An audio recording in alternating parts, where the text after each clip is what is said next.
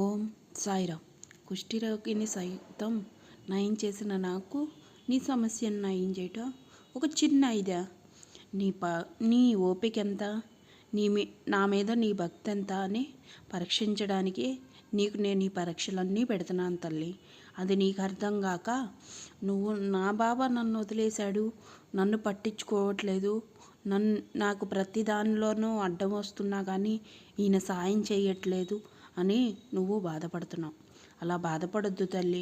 ఎప్పుడూ నేను నీ వెంటే ఉన్నాను, నీ నీడగానే ఉన్నాను.